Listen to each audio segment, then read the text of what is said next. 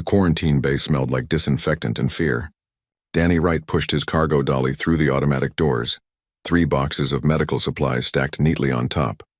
He had made this delivery run 100 times before. Today would be different.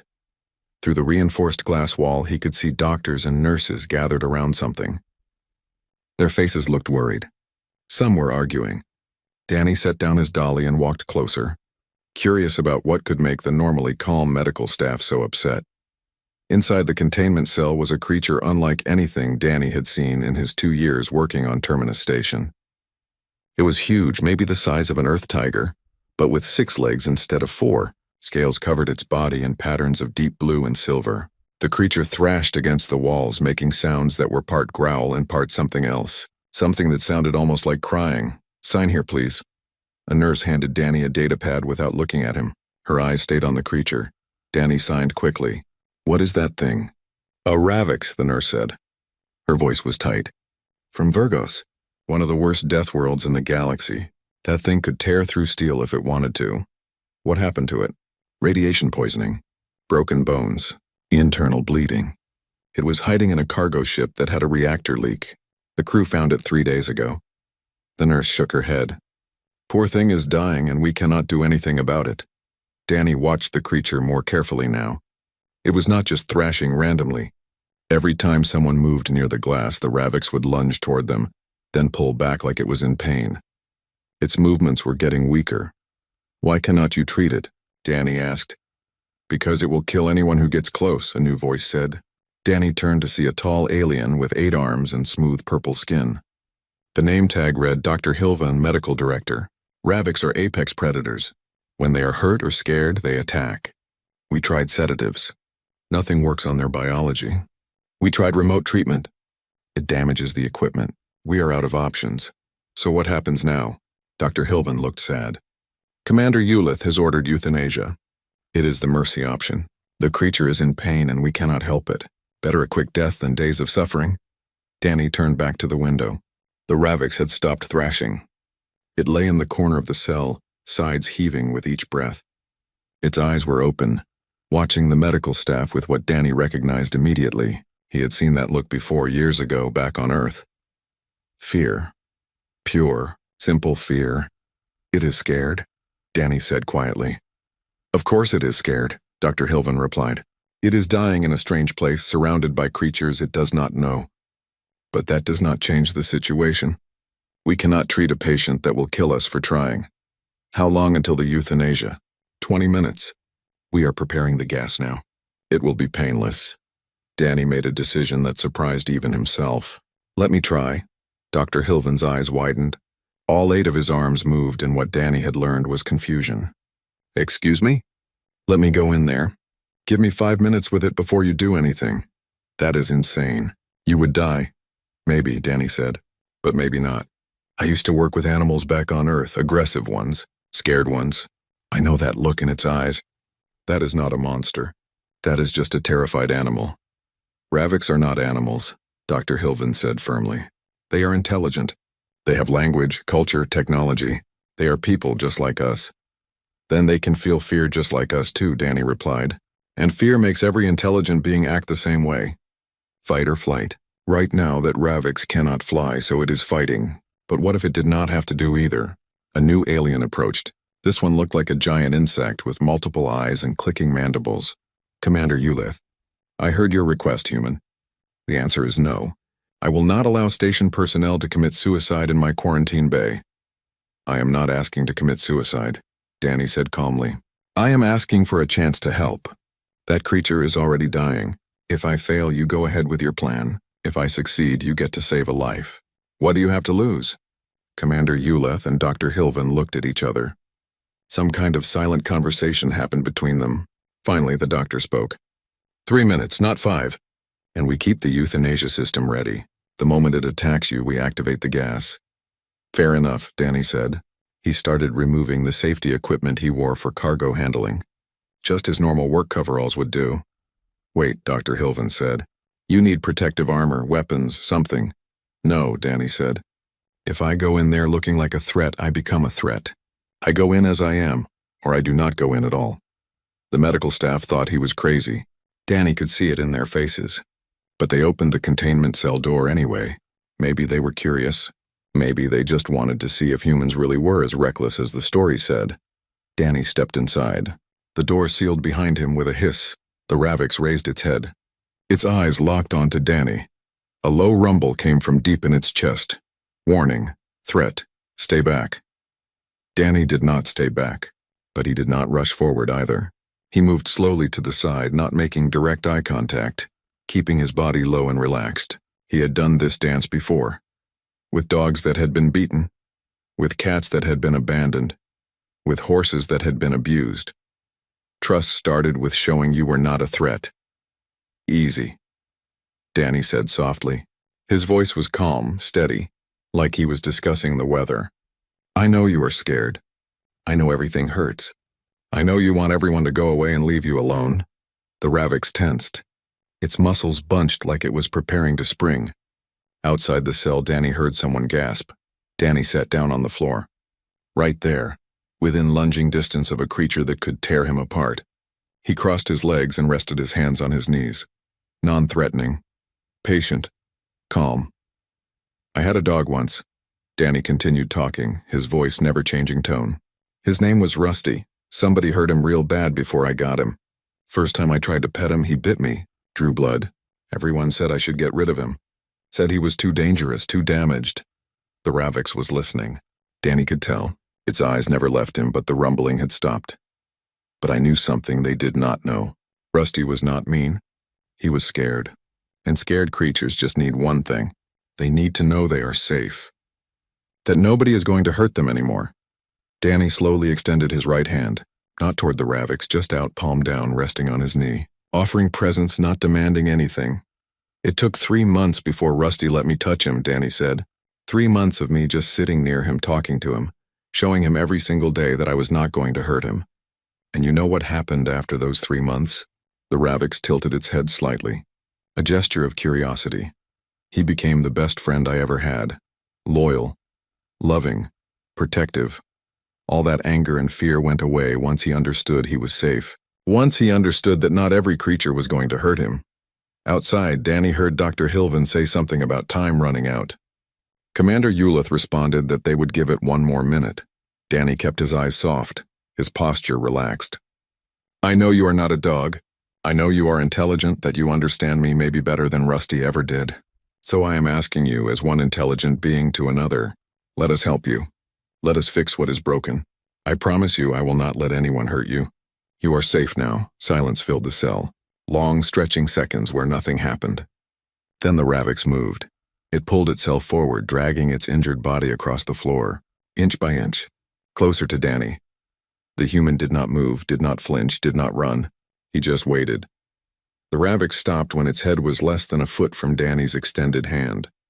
This close, Danny could see the intelligence in those eyes. Could see the pain, yes, but also the decision being made. Trust or do not trust. Live or die. Choose. The creature lowered its massive head until it touched Danny's palm. Contact. Outside the cell, someone dropped something. The sound of clattering metal was loud in the sudden silence of the medical bay. Danny moved his thumb gently, just a small stroke against the scaled skin. Easy, buddy, he whispered. We are going to help you. I promise. The Ravix closed its eyes and made a sound Danny had not heard before. Something soft. Something that might have been relief. Behind the glass, Dr. Hilvin stood with all 8 arms hanging limp in shock. Commander Uleth had stopped mid-motion, frozen. The entire medical staff stared. A human cargo handler had just done the impossible. He had gained the trust of a dying Ravix with nothing but patience and words. And in that moment, everything changed. Dr. Hilvin moved first. His 8 arms activated control panels with practiced efficiency. Open the medical equipment port. Carefully. Danny heard the words through the cell's speaker system. He did not move his hand from where it rested against the Ravix's head. The creature had not attacked, had not even growled. It just breathed slowly, eyes still closed, like this small moment of gentle contact was the first peace it had known in days. What are you planning? Commander Uleth's voice was sharp with concern. If the human can keep it calm, we can treat it, Dr. Hilvin replied. He was already pulling equipment toward the cell. We need to move quickly before it changes its mind. A small panel in the cell wall slid open. A medical scanner emerged on a robotic arm, moving slowly toward the Ravix. The creature's eyes snapped open. Its body tensed. "Hey," Danny said softly. "It is okay. Look at me, buddy, right here." The Ravix turned its gaze to Danny. He could feel the fear building again, could see the muscles preparing to fight. "I know," Danny continued in that same calm tone. "Something strange is happening. Something you do not understand, but I am still here. I am not leaving, and nothing is going to hurt you." The scanner touched the Ravix's side. The creature flinched but did not pull away. Danny kept his hand steady on its head, maintaining that one point of contact that meant safety. "Good," Danny whispered. "You are doing so good." Dr. Hilvin studied the scanner readings. "Worse than we thought. Radiation damage throughout the body. 3 legs broken. Internal organs are failing. We need to start treatment immediately." "Can you do it while I am in here?" Danny asked. "That is insane," Commander Uleth said. "The treatment requires injections, surgery, radiation purging. All of it will cause pain. The moment it feels pain, it will attack." "Then I guess I better keep it calm," Danny said simply. Dr. Hilvin made a decision. "Open the full medical access, prepare the treatment bay for integration with the containment cell, and get me a communication headset for the human." 5 minutes later, Danny wore a small earpiece. He could hear everything the medical team said, and they could hear him. More importantly, he could guide them. "Starting with basic pain management," Dr. Hilvin said. "Injection to the left shoulder. It will sting." A robotic arm extended a needle. The Ravix saw it coming and started to rise, that warning rumble building in its chest again. "Easy, buddy," Danny said quickly. He moved his other hand to the creature's side, both palms now making contact. "Remember Rusty? That dog I told you about? He hated needles too. Had to get shots at the vet. He would shake and whine, but you know what helped? The needle pressed against scaled skin." The Ravix tensed. "I would hold him close and tell him about all the good things waiting after. Like treats, like going to the park, like running free without pain." Danny kept his voice steady even as the needle pushed in. "And you got good things waiting too. No more hurting. No more fear. Just healing. Just getting strong again." The injection finished. The Ravix had not moved. Its eyes stayed locked on Danny's face, like his voice was a lifeline in stormy water. "Incredible," Dr. Hilvin breathed. "Prepare the next sequence. We need to set those broken legs." The treatment took 6 hours. 6 hours where Danny never stopped talking. He told the Ravix about Earth, about the animals he had known, about the stars he had seen since leaving his home world. When he ran out of stories, he made up new ones. Anything to keep that connection alive. The medical bay filled with observers. Word had spread through the station. Aliens from a dozen different species gathered at the windows, watching a human do something no one had thought possible. "Setting the third leg," Dr. Hilvan announced. "This will hurt." The robotic arms moved into position.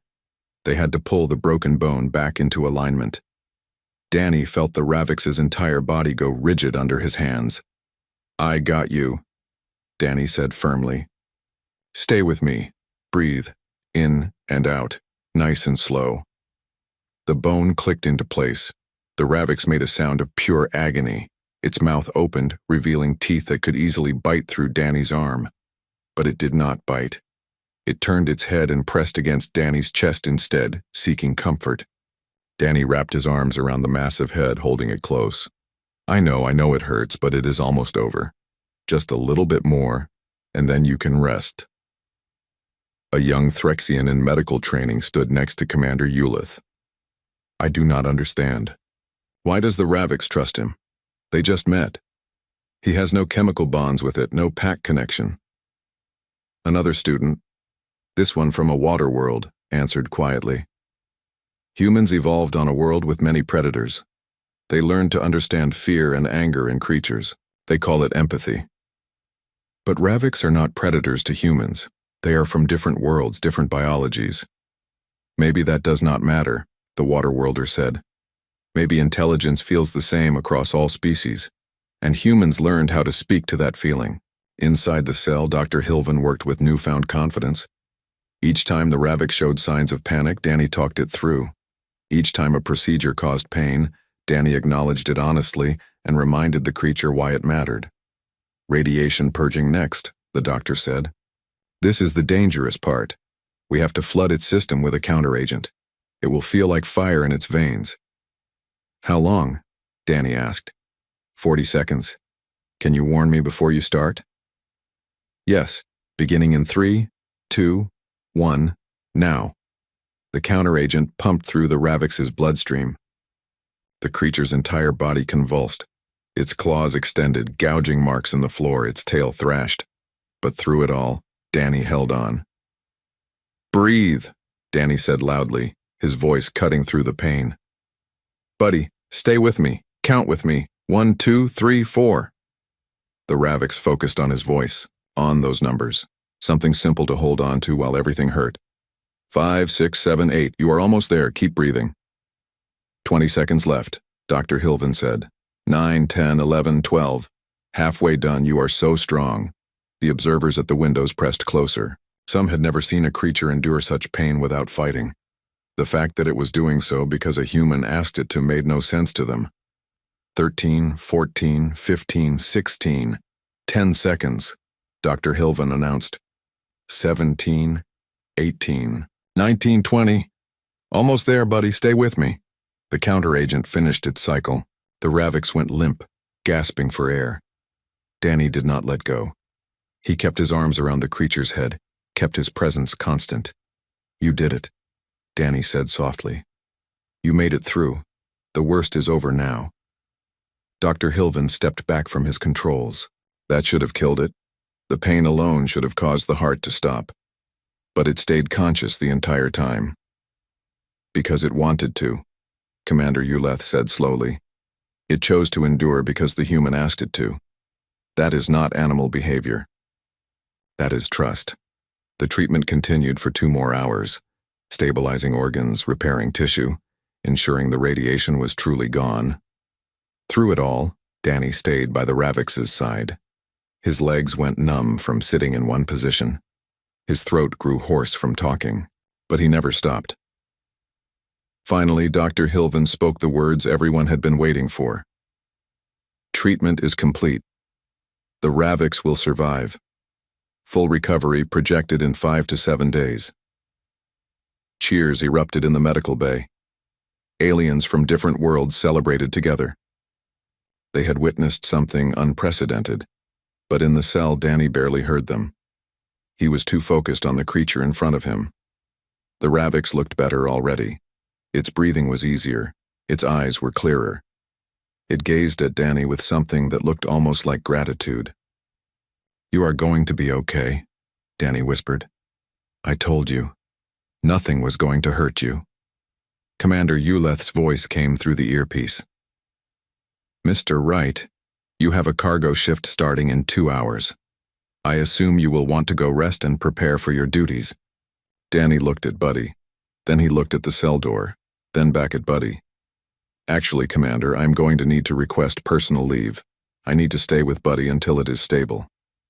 That could be days. I know. The Raviks does not need you anymore. We can monitor it from here. Danny gently stroked the scaled head one more time. Buddy leaned into the touch, making that soft sound again. With respect, Commander, I think it does need me. And I need to see this through. Silence on the communication line. Then Commander Uleth sighed. Request approved.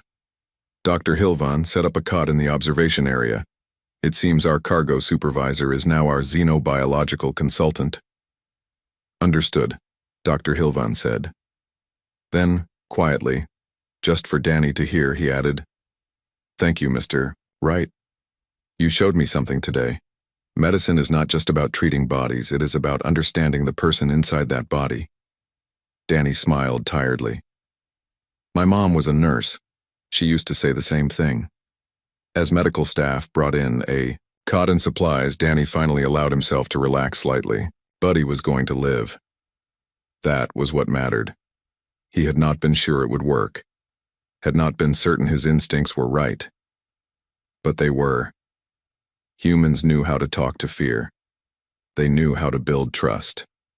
And sometimes that was more powerful than any medicine. 3 days passed. Danny kept his promise and stayed by Buddy's side, leaving only for bathroom breaks and quick showers. The cot in the observation area became his home. The medical bay staff brought him food. Some brought questions too. Buddy healed fast. The radiation damage reversed. The broken legs knit together with the help of advanced medicine. By the 3rd day, the Ravix could stand again, could walk slowly around the cell. Strength returned to its body. But something else changed too. Something the medical staff found more interesting than the physical healing. Buddy had become possessive of Danny. "Watch this," Dr. Hilvan said to a group of medical students. He approached the cell with a food container. Buddy immediately moved between the doctor and Danny, a low warning rumble vibrating through the air. "Buddy, no," Danny said from his cot. "Dr. Hilvan is a friend." The Ravix looked back at Danny, then at the doctor, then back at Danny. Slowly it moved aside, but its eyes never left Dr. Hilvan. "This is unprecedented," one of the students said. "Ravix are solitary creatures. They do not protect others. They do not form bonds." "They do now," Dr. Hilvan said thoughtfully. "At least this one does." The discovery worried Commander Ulith. She called a meeting in her office with Danny and Dr. Hilvan attending. "The Ravix is recovering faster than expected," the commander said, "which means we need to discuss what happens next. It cannot stay in the medical bay forever, and it certainly cannot stay on this station long term." "Why not?" Danny asked. "Because it is a wild animal from a death world. Because when it reaches full strength, it could kill dozens of people if it chose to. Because keeping it here is a liability." "It is not a wild animal," Danny said firmly. "Buddy is intelligent. It understands language. It makes choices." "Yes, choices like deciding you belong to it," Commander Ulith replied. "What happens when you need to leave? What happens when Buddy decides to follow you into populated areas? We cannot have a Ravix wandering through station corridors." Dr. Hilvan cleared his throat. "There is another complication. I received a transmission this morning. A delegation from the Virgos system is en route. They arrive in 4 hours. "Delegation?" Danny asked. "Buddy is not just any Ravix," the doctor explained. "After it was stable, I ran genetic markers. Buddy is the offspring of a territorial leader. Juveniles of that bloodline are rare and valuable to Ravix culture. They want their lost child back." Danny felt something cold settle in his stomach. "What does that mean?" "It means they will take Buddy home," Commander Ulith said. "Which solves our problem neatly. Does Buddy get a say in this?" "Ravix are not pets, Mr. Wright. They belong in their natural habitat with their own kind. You saved its life. That is admirable. But you cannot keep it," Danny wanted to argue. Wanted to say that Buddy had chosen to trust him, had chosen to stay calm during treatment, had chosen to form this bond. But he also knew Commander Ulith was right. He was not equipped to care for a Ravix. The station was not built for it. And Buddy deserved more than a cage, no matter how comfortable. "Fine," Danny said quietly. "But I want to be there when they arrive. I want to explain to them what Buddy has been through." "Agreed," Commander Ulith said. 4 hours later, Danny stood in docking bay 3. Dr. Hilvan stood beside him. Commander Ulith monitored from a safe distance. The Virgos transport ship had just docked. The airlock opened. 3 Ravix emerged, wearing special environmental suits that allowed them to breathe the station's atmosphere. They were larger than Buddy, fully grown adults. Their scales were darker, their movements precise and controlled. The lead Ravix approached. Its suit had a translation device built in. "I am Terran, scout leader of the Western Territories. We have come to reclaim our lost juvenile. I am Danny Wright. I have been caring for Buddy since it arrived." "Buddy?" Terran tilted its head. The gesture looked strange on such a large predator. "You named it?" "It needed a name. Ravix do not use individual names until they claim territory. This juvenile is too young for naming." "Well, here it has a name," Danny said, "and it is recovering well from its injuries." Terran moved closer to Danny, studying him. "You are the human that touched it." "We received the medical reports. They said you entered the containment cell without weapons or armor. They said the juvenile did not attack you." "That is right." "Impossible. Juveniles are more aggressive than adults. Fear makes them violent. No being can approach a frightened juvenile without being killed. I approached it, Danny said simply. Torrin looked at Dr. Hilvin. Is there some chemical explanation? Did you drug the juvenile? Use pheromones? Technology? No, Dr. Hilvin said. The human used only his voice and patience. We have documented everything. The juvenile chose to trust him. Chose? Torrin's voice held disbelief. Revics do not choose trust. We are born to be alone, to hold territory, to defend against all others. This is our nature. Maybe nature can change, Danny said. Or maybe intelligence means having more options than just instinct. One of the other Raviks with Torrin spoke quickly in their own language. Torrin responded, then turned back to Danny. We wish to see the juvenile now. They walked to the medical bay together. Buddy was awake, eating synthetic meat from a dispenser. The moment the doors opened and Buddy saw the adult Raviks, everything changed. Buddy went still. Then it made a sound Danny had never heard before, a high-pitched call that echoed through the bay. Recognition. The 3 adult Raviks responded with similar calls. That is family greeting, Torrin said softly. The juvenile remembers us. Buddy limped toward the cell wall closest to them. Its legs were still healing, still weak, but it pushed forward anyway, trying to get closer to its own kind. Danny felt a strange pain in his chest. Of course, Buddy wanted to be with other Raviks. That made sense. That was natural. He had been foolish to think the bond they formed meant anything more than temporary necessity. But then Buddy stopped, turned, looked at Danny. The Raviks made a different, sound lower questioning. It looked at Danny, then at Torrin, then back at Danny. What is it doing? Torrin asked. I think it is confused, Dr. Hilvin said. It recognizes you as family, but it has bonded with Danny. It does not know which way to go. That is not possible, Torrin said flatly. Raviks do not bond with other species. We barely bond with our own. Watch, Dr. Hilvin said. He opened the cell door. Buddy walked out slowly. The first time it had been free to move beyond the cell in days. It approached the adult Raviks first, drawn by instinct and genetics. Torrin reached out one clawed hand carefully. Buddy touched it briefly. Family recognition. Acknowledgement. But then the juvenile pulled back and walked toward Danny instead. It stopped right in front of the human and lowered its head, pressing against Danny's chest. The same gesture it had done dozens of times over the past 3 days. Seeking comfort. Offering trust. Danny put his hand on Buddy's head automatically. Hey there, Buddy. You okay? Buddy made that soft sound again, contentment. Torrin stood frozen. The other 2 Raviks with him had gone completely still. This should not be possible, Torrin said again, but his voice had changed. Less certain. More curious. I think the word you are looking for is should not is not, Danny said. Because it clearly is possible. Buddy chose this. Chose to trust. Chose to form a bond. How? Torrin asked. The question sounded genuine now, not challenging. Danny thought about it. About all the hours spent talking to Buddy. About the patience required. About the moment when fear became trust. I treated it with respect, he finally said. I acknowledged its fear instead of ignoring it. I showed it that not every creature was a threat, and I let it decide if it wanted to trust me or not. I did not force anything. You offered choice, Torrin said slowly. Yes, and the juvenile chose you over its own kind. No, Danny said. Look at how Buddy reacted to you. It was happy to see you. It recognized family, but it also recognized me. Buddy is not choosing one or the other.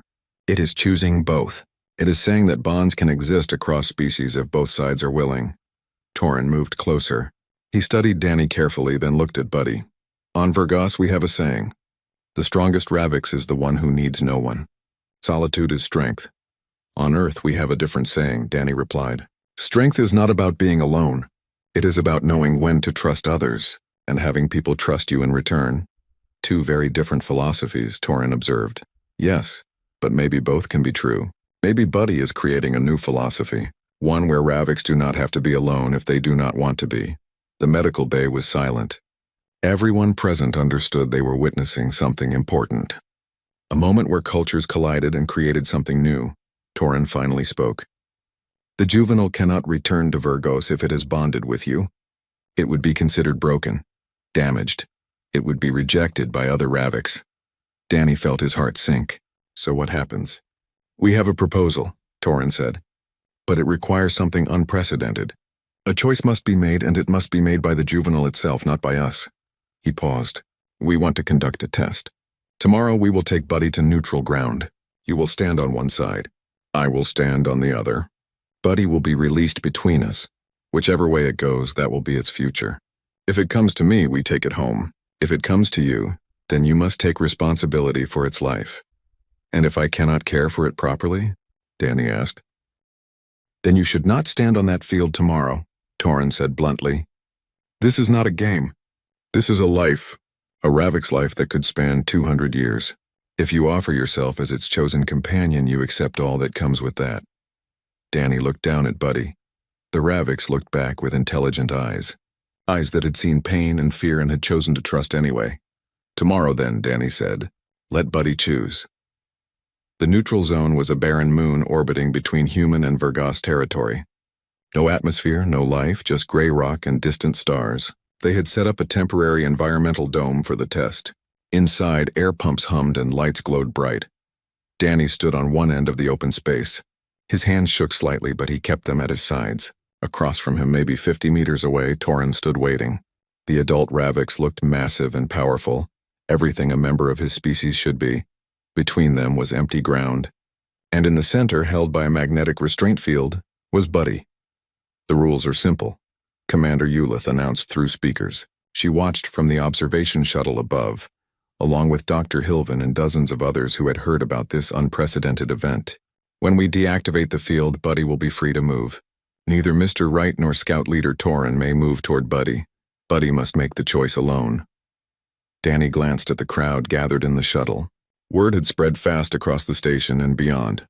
Aliens from 20 different species had come to witness this moment. Some placed bets on the outcome. Others just wanted to see if a Raviks could truly choose companionship over solitude. There was even a human diplomat present, a woman named Grace Okafor who had traveled from the nearest human colony. She had pulled Danny aside before they left the station. Do you understand what you are doing? She had asked. If Buddy chooses you, this will change everything.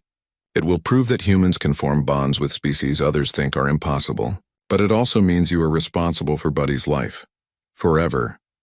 I know, Danny had said. And you are willing to accept that? Buddy did not give up on me during treatment. I am not giving up on Buddy now. Grace had smiled at that. You are either very brave or very foolish. Maybe both. Now, standing in the dome with the moment finally here, Danny wondered if she was right. What was he doing? He was a cargo handler.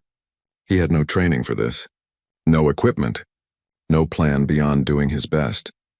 But then he remembered Buddy's eyes during those first moments in the cell. Remembered the fear. Remembered the decision to trust. If Buddy could be brave enough to trust, Danny could be brave enough to stand here. Deactivating restraint field in 3, 2, 1, Commander Eulith said.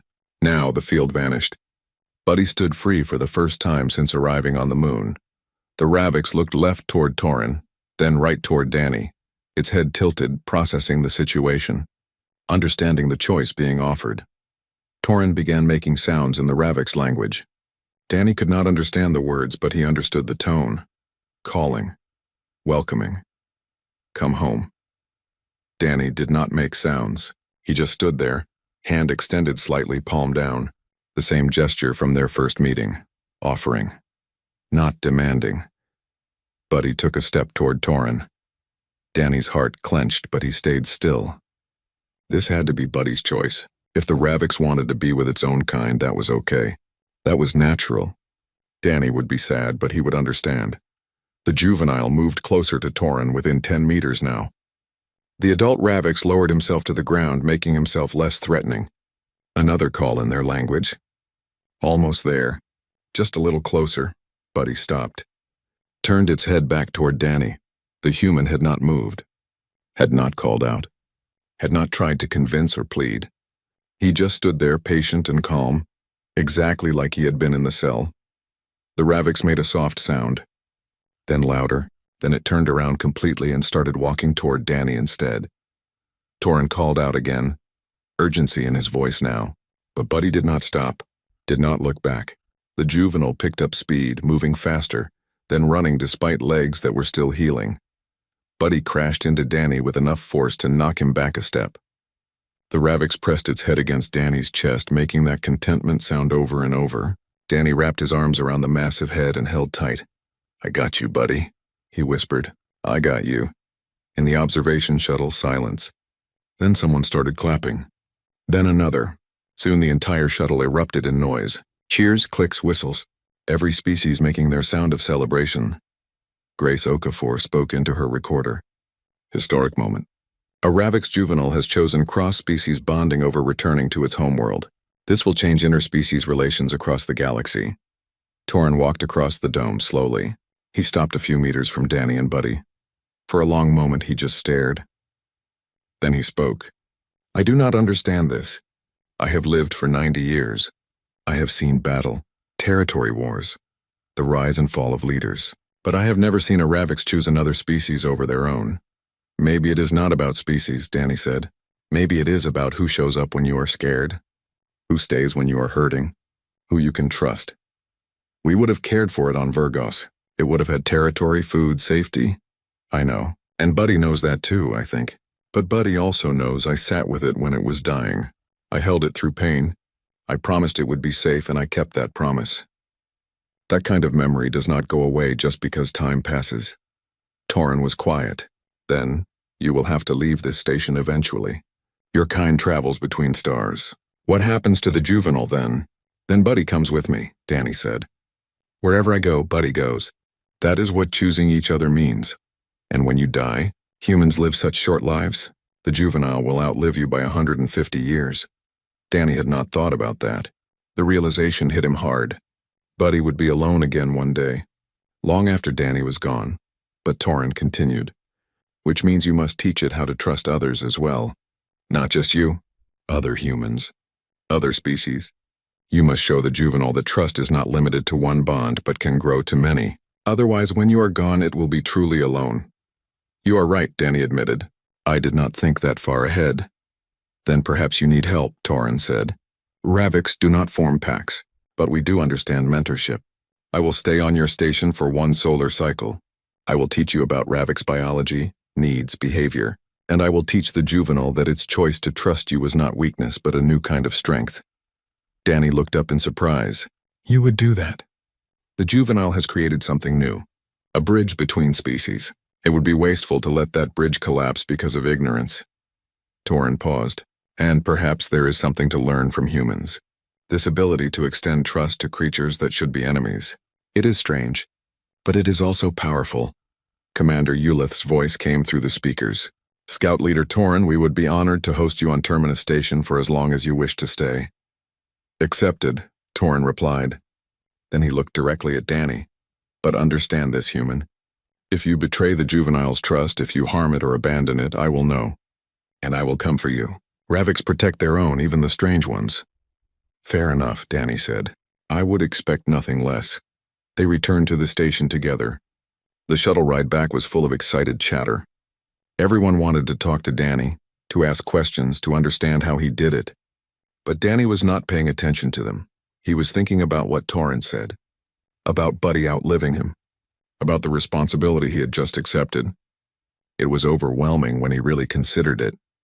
Buddy must have sensed his mood because the Ravix pressed closer against him in the shuttle, offering comfort the same way Danny had offered it in the cell. Role reversal. The scared creature now helping the worried human. "We will figure it out together," Danny whispered to Buddy. "One day at a time." When they landed, they found the docking bay filled with station personnel. Word had spread fast. Everyone wanted to see the human and the Ravix who had chosen each other. Grace Okafor pushed through the crowd to reach Danny. "I've been on the communication network with Earth. Your story is spreading fast. People want to know more. They want to understand how you did this." "I just treated Buddy with respect," Danny said tiredly. "That is all?" "No," Grace said. "You did something more. You showed an entire galaxy that humans have a gift. We can see fear and pain in others, even when those others are completely different from us. We can offer trust even when it is dangerous, and we can form bonds that should not be possible." She smiled. "You are going to be famous, Danny, right? The human who befriended a Ravix. I do not want to be famous. I just want to make sure Buddy is okay." "I know. Which is exactly why this matters so much. You did not do this for glory or politics. You did it because it was right. Because a creature was suffering and you could help. Grace put a hand on his shoulder. That is humanity at its best. And the galaxy needs to see that. Dr. Hilvan approached with a data pad. I have prepared quarters for you and Buddy. Custom built to accommodate Ravik's needs but with space for human habitation as well. You will be sharing a living space now. Thank you, Doctor. Also, Commander Ulith has approved a new position for you. Xenobiological Relations Specialist. Your job will be to help other species understand how humans interact with creatures they think are impossible to approach. Starting salary is triple what you made in cargo. Danny blinked. I am not qualified for that. You just convinced a Ravix to choose you over its own species. I would say you are very qualified. Dr. Hilvan smiled. Besides, we need someone who can think differently about interspecies relations. Someone who sees possibility instead of limitation. As they walked toward the new quarters, Danny felt the weight of everything settling on him. His life had just changed completely. No more simple cargo runs. No more quiet anonymity. He was responsible for Buddy now. Responsible for proving that this bond could work. Responsible for showing the galaxy that trust mattered more than biology. It was terrifying. It was overwhelming. But as Buddy walked beside him, occasionally bumping against his leg like a massive cat, Danny felt something else too. Purpose. For the first time since leaving Earth, he had a purpose that mattered. Not just moving boxes from place to place, but building something new, something important. Welcome home, Buddy, Danny said as they entered their new quarters. Let us see what we can build together. Week 1 was chaos. Buddy had strong opinions about everything. The sleeping area was wrong. The temperature was wrong. The food dispensers made noises that triggered defensive responses. Danny spent most of his time just trying to prevent property damage. This is normal, Terran assured him during one of their daily training sessions. Juveniles are particular about their space. In the wild, they would be claiming first territory. Every detail matters to them. Danny sat on the floor of the quarters watching Buddy destroy the third cushion that day. How long does this phase last? For solitary juveniles, about 6 months. For bonded ones? Terran tilted his head. Unknown. You are the first, great, Danny thought. He was pioneering new territory with no map. But slowly patterns emerged. Buddy liked the sleeping area when it was dark and slightly cool. Preferred food served in the morning and evening, not midday. Needed exercise, lots of it. Running circuits through the specialized habitat Dr. Hilvan had expanded for them. The bigger challenge was what Terran had warned about. Teaching Buddy to trust others. Dr. Hilvan tried first. He approached their quarters with medical equipment for a routine checkup. Buddy immediately positioned itself between the doctor and Danny, that warning rumble starting. Buddy, no, Danny said firmly. Dr. Hilvan is a friend. He helped save your life, remember? Buddy did not move. Its body language screamed threat. Try giving it something, Terran suggested from his observation position. He attended most of these sessions, documenting everything. Ravix respect beings who provide resources. Dr. Hilvan pulled out a food cube, specially formulated for Ravix nutrition. He held it out, not moving closer, just offering.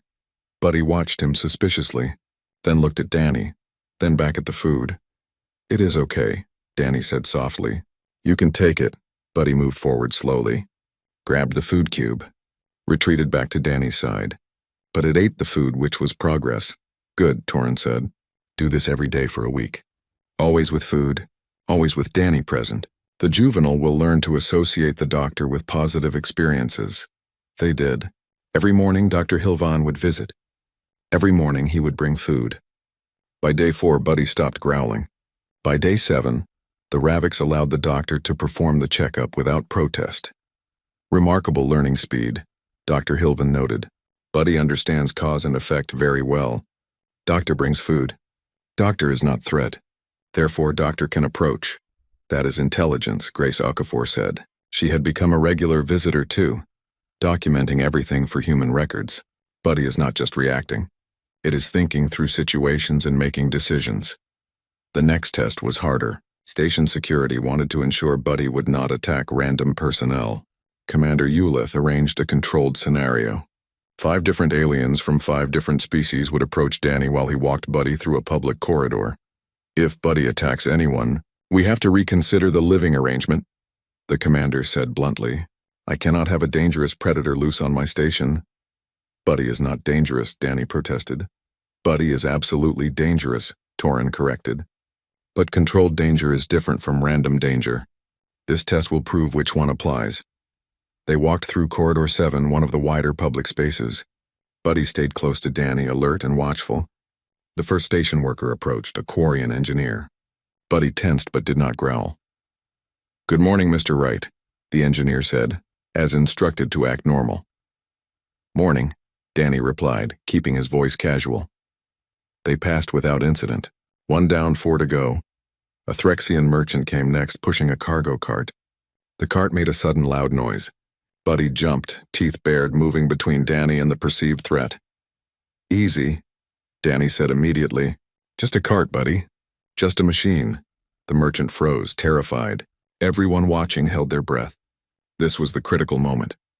Buddy looked at the cart, looked at Danny, looked back at the cart, then slowly relaxed. The Ravix even leaned forward and sniffed the cart, investigating instead of attacking. Curiosity response, Terran murmured from his observation point. The juvenile is learning to investigate new stimuli rather than defaulting to aggression. Impressive. The test continued. A water worlder, a silicon-based life form, a small insectoid barely half Buddy's size. Each time Buddy evaluated the situation, each time it chose not to attack. By the end of the walk, Danny felt exhausted from tension, but also proud. Buddy had proven itself capable of existing in mixed-species spaces. Test passed, Commander Ulith announced. Buddy is cleared for supervised public access. Word spread quickly. The Ravix that could walk among other species. The predator that chose peace. Aliens started asking to meet Buddy, to see this phenomenon for themselves. Danny had to set boundaries fast. Buddy is not a show animal, he told people firmly. It is an intelligent being who deserves respect. If you want to meet Buddy, you follow the rules. No sudden movements, no loud noises, and you bring food as an offering. Grace helped establish protocols, written guidelines for interacting with Buddy, educational materials about Ravix biology and psychology, even a short training program for anyone who wanted regular contact. The most surprising visitor came on week 3, a small child, human, maybe 6 years old. Her name was Sophie, daughter of a station mechanic. She had heard about Buddy and wanted to meet the creature. Absolutely not, Danny said when the parents asked. Buddy is too dangerous for children. But children are good with animals, Sophie's mother said. And you worked with animals back on Earth. Surely you know children and creatures often bond easily. Danny hesitated. She was right. He had seen it before. Kids had a natural fearlessness that animals responded to. But this was different. This was a Ravix. Let me ask Terran, Danny said. The scout leader considered the question carefully. On Virgos, juveniles are kept far from young. The size difference alone is dangerous. But this is not Virgos. And Buddy is not a normal juvenile. Perhaps it is worth trying with extreme precautions. They set up the meeting in a controlled room. Buddy on one side, Sophie on the other, with Danny in between. The child wore protective gear, though Danny doubted it would help much if things went wrong. Sophie looked at Buddy with wide eyes. It is so big. Yes, Danny agreed. And very strong. So we have to be very gentle and very calm. Can you do that? I can. Danny brought Sophie closer slowly. Buddy watched with intense focus. The Ravix had never seen a human child before. Hold out your hand, Danny instructed. Palm down like this. Let Buddy smell you first. Sophie copied his gesture. Buddy leaned forward, sniffing carefully. Then it did something unexpected. The Ravix made a soft chittering sound, the same sound it made when it was curious about something new. It likes you, Danny said, surprised. Can I pet it? Very gently. On the head right here. Sophie reached up and touched Buddy's scaled head. The Ravix went very still. Then it lowered itself down to the child's level, making it easier for her to reach. Terran made a strangled sound. That is protective posturing. The juvenile is treating the small human as something to be careful with, as something that needs accommodation. Grace was recording everything. This is incredible. Buddy recognizes the child as vulnerable and is adjusting its behavior accordingly. The session lasted only 10 minutes, but it proved something important. Buddy could differentiate between adults and children, could moderate its strength, could be trusted around the most vulnerable members of other species. After that, requests came flooding in. Scientists wanted to study Buddy. Diplomats wanted to use Buddy as an example of interspecies cooperation. Media outlets wanted interviews. Everyone wanted a piece of the story. Danny felt overwhelmed. This was not what he signed up for. He just wanted to help an injured creature. Now he was at the center of galactic attention. You cannot do everything. Grace advised during one of their planning sessions. You need to set priorities. What matters most to you? Danny thought about it. Making sure Buddy has a good life. Proving that this bond is real and sustainable. And maybe helping other people understand that trust is possible, even with creatures that seem impossible. Then focus on those things. Say no to everything else. Danny started saying no. No to the media requests. No to most of the scientific studies. No to appearances at diplomatic functions. He said yes only to things that helped Buddy or helped advance understanding of interspecies bonds. One request he said yes to surprised everyone. A group of animal rescue workers from Earth wanted to visit, to learn Danny's techniques. They worked with aggressive animals, with traumatized creatures, with cases everyone else had given up on. If I can teach them what I learned from Buddy, maybe they can help more animals back home. Danny explained to Commander Uleth when requesting permission for the group to visit. You want to turn your personal experience into a teaching methodology, the commander observed. Yes, because this is not just about me and Buddy. It is about proving that patience and empathy work better than force and fear. That applies everywhere, with every species. The rescue workers arrived 2 weeks later. 5 humans, all experienced with difficult animals, all eager to learn. Danny walked them through everything. How he approached Buddy the first time. How he read body language. How he used his voice as a tool for comfort. How he established trust through consistency. They practiced with Buddy under strict supervision. The Ravix tolerated them because Danny was present, but also because these humans moved like Danny. Calm, patient, respectful. You are teaching them the empathy protocol, Dr. Hilvin observed. The methodology I tried to document, but it works better coming from you because you understand it instinctively. I just know what worked with animals on Earth, Danny said.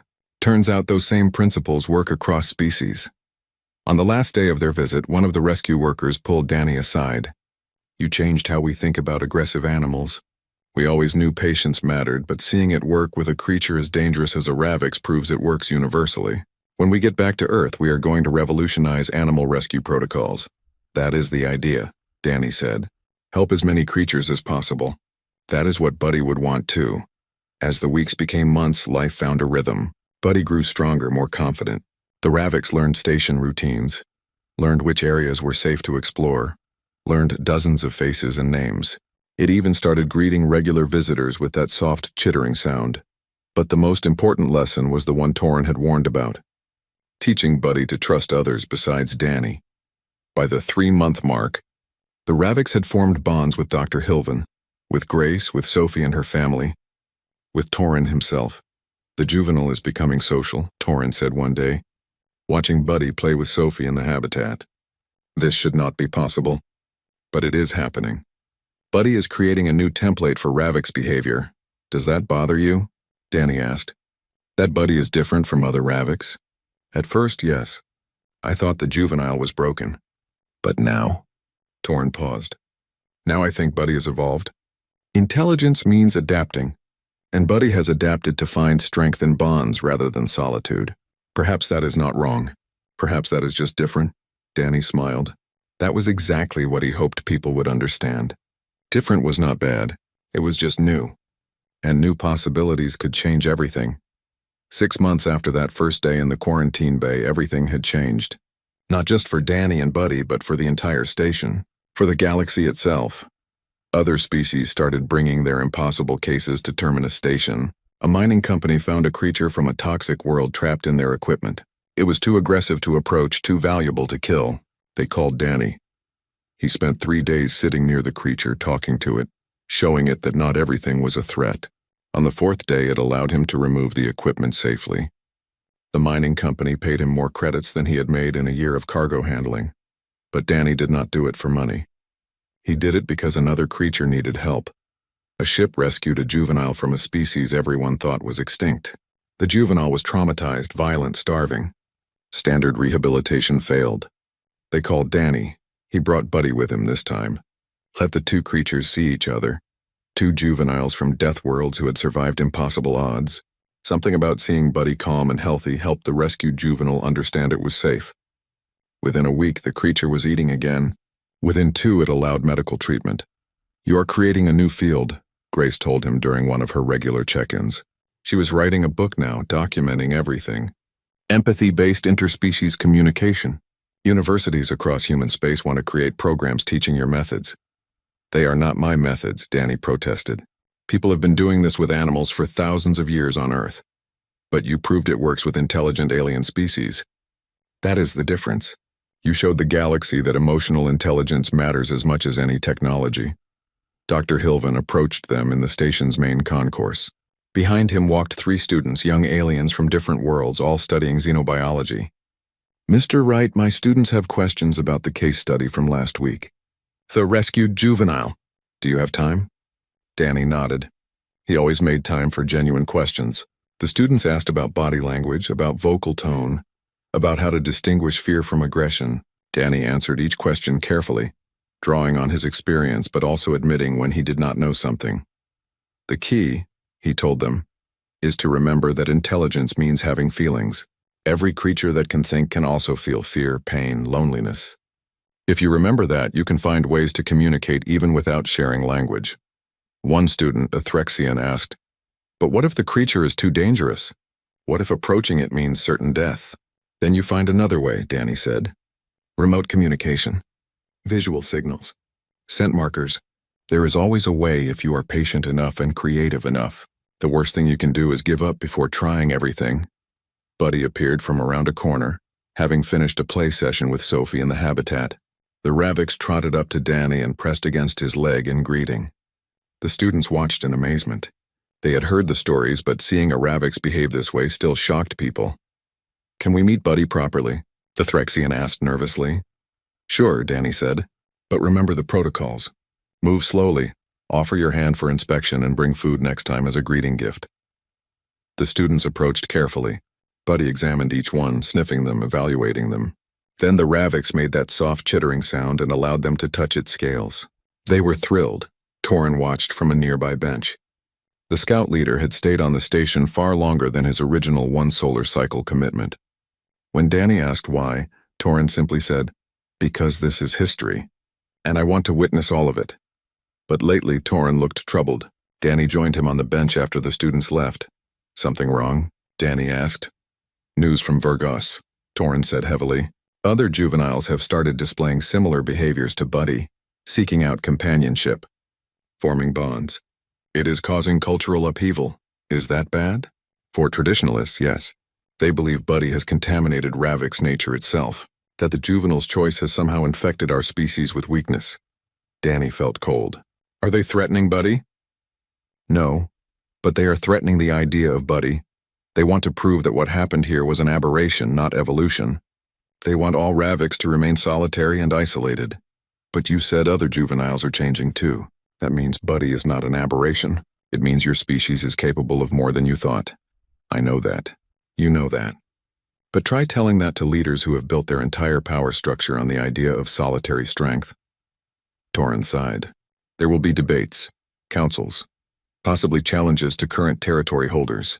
Change is never smooth. What will happen to the juveniles who want to form bonds? That depends on how the debates go. Best case, we acknowledge that Ravix have options now, that some can choose solitude and some can choose companionship. Worst case, those juveniles are exiled from Virgos for being different." "That is not fair," Danny said angrily. "No, but it is reality." Torrin looked at Buddy, who was now greeting other station personnel as they passed. "The juvenile changed something fundamental about how we see ourselves. That kind of change always faces resistance." That night, Danny could not sleep. He sat in the living quarters watching Buddy rest in the sleeping area. The Ravix breathed slowly, peacefully, having no idea that its simple choice to trust had caused ripples across entire civilizations. Grace found him there in the morning. "You look terrible." Torran told me about Vergas. About the cultural problems. I heard. It is spreading beyond Ravix too. Other species are having similar debates. If dangerous predators can form cross-species bonds, what does that mean for how we interact? What does it mean for our assumptions about nature and behavior? I just wanted to help an injured creature, Danny said tiredly. I did not mean to start a revolution. But you did. And now you have to decide what to do about it. What can I do? I am just one person. You are the person who proved it was possible. That makes you a symbol, and symbols matter. Grace sat beside him. There is going to be a summit. 3 months from now. Representatives from 20 species, including Ravix. They want to discuss interspecies bonding protocols, cultural impacts, future policies. And they want you there. Me? I am not a diplomat. No. But you are living proof that this works. Buddy is living proof. Together you represent a new possibility. That is more powerful than any political argument. Danny looked at Buddy again. The Ravix had woken up and was watching them with intelligent eyes. What do you think, Buddy? Should we go talk to a bunch of politicians? Buddy made a sound that might have been agreement or might have been indigestion. Hard to tell sometimes. The next 3 months passed quickly. Danny prepared for the summit by working on real cases, by helping more creatures, by documenting what worked and what did not. Every success added weight to his eventual testimony. He also worked with Torran to understand Ravix culture better. If he was going to speak about Buddy's choice, he needed to understand what that choice meant to Buddy's people. In our history, Torran explained, solitude was survival. Vergas is a harsh world. Territory is limited. Resources are scarce. If Ravix formed packs, we would have destroyed ourselves fighting over what little existed. So we evolved to be alone, to need no one, to survive through individual strength. But you are not on Vergas anymore, Danny pointed out. Space is big. Resources are abundant if you know where to look. The reasons for solitude do not exist out here. That is what I will argue at the summit. That evolution prepared us for one environment, but intelligence allows us to adapt to new environments. Buddy proves that adaptation is possible. The summit was held on a neutral station, larger than Terminus, designed specifically for diplomatic events. Danny arrived with Buddy, Torran, Grace, and Dr. Hilvin. They were met by security, media, protesters. Yes, protesters. Some species opposed the idea of changing natural behaviors. They carried signs saying things like, respect nature and predators should not be pets. I am not Buddy's pet, Danny muttered. And Buddy is not my pet either. We are partners. They do not understand that yet, Grace said. But maybe they will after the summit. The main hall was massive, with seating for hundreds. Danny sat in the witness section, Buddy beside him. The Ravix drew stares from everyone present.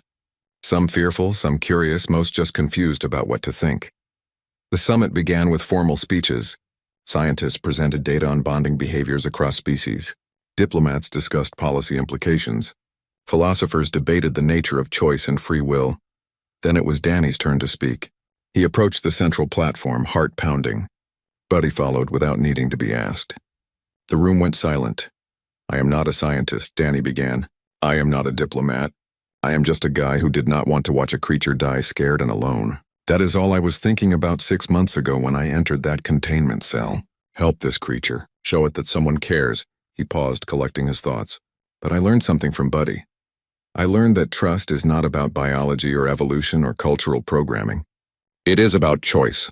Every intelligent being has the ability to choose trust over fear, cooperation over isolation, hope over despair. Buddy chose to trust me when every instinct said to fight, and I chose to be worthy of that trust. Danny put his hand on Buddy's head. The familiar gesture, repeated thousands of times now. People keep asking if this is natural. If we are going against what Buddy is supposed to be. But I think that is the wrong question. Intelligence means we are not locked into what we are supposed to be. We can become something new, something better. Buddy is not less Ravix because of our bond. Buddy is more adaptable, more resilient, more capable of surviving in a galaxy full of different species. He looked around the room, meeting eyes from dozens of different species. Earth has a history of forming bonds with creatures that should have been enemies. We walked alongside wolves and turned them into companions. We partnered with horses that could have crushed us. We worked with birds of prey that could have torn us apart. Not through force, not through domination, but through mutual respect and trust. That is humanity's real gift to the galaxy. Not our technology, not our weapons, but our understanding that trust can bridge any gap, cross any boundary, connect any two beings willing to try. Buddy proved that works beyond Earth, beyond humans. It works universally because the need for connection is universal. Danny's voice grew stronger. So do not ask if this is natural. Ask if this is possible. And the answer, standing right here beside me, is yes, it is possible. And if it is possible with a Ravix and a human, it is possible anywhere, with anyone. All we have to do is be brave enough to extend trust, and patient enough to let others choose to trust us back. He stepped down from the platform. The room erupted. Some applauded. Some argued. But everyone was talking, thinking, reconsidering their assumptions. The debates lasted 3 days. Arguments flew back and forth. Data was presented and challenged. Philosophies clashed, but slowly consensus emerged. Interspecies bonding would be recognized as valid, not required, not forced, but acknowledged as a choice that intelligent beings could make. Protocols would be established not to limit bonding, but to ensure it happened safely and ethically. Educational programs would teach the empathy protocols Danny had pioneered. For Ravix specifically, the decision came down to a vote among territorial leaders. Terran represented the progressive faction. After hours of debate, the vote passed by a narrow margin. Ravix would be allowed to choose solitude or companionship. Both paths would be considered valid. It is not perfect, Terran told Danny after the vote. There will still be Ravix who oppose this, who see bonded juveniles as traitors to our nature. But it is a start. It is acknowledgement that we can be more than what we were. The summit ended with a formal declaration, the Interspecies Bonding Accord. 20 species signed it, committing to recognize and support cross-species bonds formed through mutual choice and respect. Danny and Buddy were invited to sign as witnesses. Danny held the signing stylus while Buddy pressed one claw to the pad beside him. Their marks were recorded permanently in galactic history. They returned to Terminus Station as heroes. But Danny did not feel like a hero. He just felt tired and glad it was over, except it was not over. It was just beginning. Requests came flooding in. Other stations wanted to establish empathy-based programs. Military organizations wanted to learn the protocols for working with alien allies. Even the traditionalists who opposed the summit wanted to understand how Danny did what he did, if only to prevent it from happening again. Danny could not handle it alone anymore. So he did something he never expected to do. He started teaching classes, formal training programs on interspecies communication, emotional intelligence, trust-building techniques. Dr. Hilvin helped develop the curriculum. Grace helped with documentation. Torn taught the portions about reading body language across different species. The first class had 12 students. The second had 40. By the 6th month, they had a waiting list of 300 beings from across the galaxy, all wanting to learn. You created something lasting, Grace said, watching Danny teach a session about recognizing fear responses. A methodology that will outlive you. No matter what happens to you and Buddy, this knowledge will continue. That thought comforted Danny, because Torn had been right. Humans did not live long compared to Ravix. Danny would have maybe 50 more years if he was lucky. Buddy would have 150 after that. But if Buddy knew how to trust others, if Buddy understood that the bond they shared could be replicated with other beings, then Buddy would not be alone when Danny was gone. That was what mattered most. 1 year after that first day in the quarantine bay, Danny stood in the expanded habitat watching Buddy play with 3 other juveniles from different species. A rescued predator from a toxic world, an intelligent creature from an ice planet, a juvenile from a species no one had cataloged yet, all of them learning from Buddy how to exist peacefully with others. Sophie ran through the habitat laughing as the creatures gently chased her. She was older now, 7, and considered herself Buddy's official little sister. The Ravix was protective of her in ways that amazed everyone who witnessed it. "You did good," Torrin said, standing beside Danny. "The juvenile is thriving. You are thriving. And the galaxy is better for it." "We did good," Danny corrected. "None of this would have worked without you teaching me about Ravix nature." Without Dr. Hilven's medical expertise, without Grace documenting everything, without Commander Ulith giving us space to try, It took all of us, true, but it started with you. With one human who saw a dying creature and decided that creature deserved better than fear and pain in its final moments. Everything else grew from that one choice. Danny watched Buddy for a long moment. The Ravix caught his gaze and made that familiar soft sound. Not the chittering of curiosity. Not the rumble of warning. But the sound that meant home, safety, family. "Hey, Buddy," Danny called out. "Come here." Buddy trotted over immediately, leaving the other juveniles to play with Sophie. The Ravix pressed against Danny's side and Danny wrapped an arm around the massive neck. "We made it," Danny whispered. "You and me. We proved it was possible. That trust works. That bonds matter. That different does not mean impossible." Buddy made that sound again. Agreement, maybe. Or just contentment at being near the human who had shown it that fear could become trust. That pain could become healing. That loneliness could become connection. They stood together in the habitat, surrounded by the life they had built together. Not perfect, sometimes messy, often challenging, but real, true, lasting. And across the galaxy, other creatures were learning the same lesson. That trust was stronger than fear. That patience was more powerful than force. That choosing connection over isolation was not weakness, but the bravest choice any intelligent being could make. All because one human saw a dying Ravix and decided to kneel down and whisper, "Easy, Buddy. You are safe now." Those 5 words changed everything, and they would echo across the stars for generations to come.